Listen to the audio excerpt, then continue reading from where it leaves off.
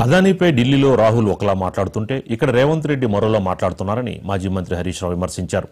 రేవంత్కి అదానీ ఏమి ఇచ్చారో విచారణ చేయించాలని డిమాండ్ చేశారు. పోలీసులు తమ కార్యకర్తలపై కేసులు పెడుతున్నారని, అక్రమ కేసులు పెట్టిన వారికి తగిన శాస్తి జరుగుతుందని హరీష్ రావు హెచ్చరించారు.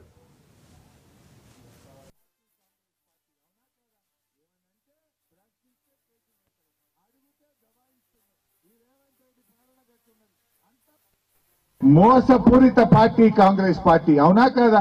ఏమనంటే ప్రశ్నిస్తే కేసులు పెట్టారట, అడిగితే దబాయిస్తున్నారు. ఈ రేవంత్ రెడ్డి పాలన గట్లున్నది, అంతా మోసం. అందుకే నేను మొన్న ఎక్కడో అన్నా, నీ పేరు యనుమల రేవంత్ రెడ్డి కాదయ్యా, నిన్ను ఇప్పటి నుంచి ఎగవేతల రేవంత్ రెడ్డి అని పిలుస్తాము అని చెప్పిన. ఇప్పుడు మాట మీద నిలబడితే మాట మీద నిలబడ్డాడు, మోసం చేస్తే ఏమనాలి? ఎగవేడితే ఎగవేతల రేవంత్ రెడ్డి అంటే తప్ప, ఈ మాట అంటే కేసు పెట్టారట. పెట్టుకో, 100 కేసులు పెట్టుకో, నేను అంటనే ఉంటా నిన్ను అని చెప్పిన.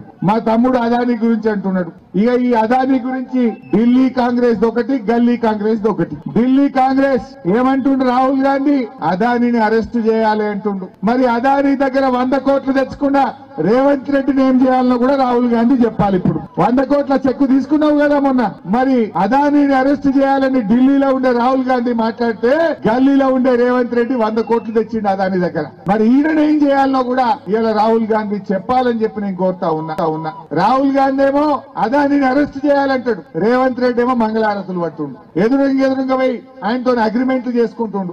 ఎదురుగా పోయి రాహుల్ గాంధీతోని అంతర్గత ఒప్పందాలు చేసుకుంటుండు.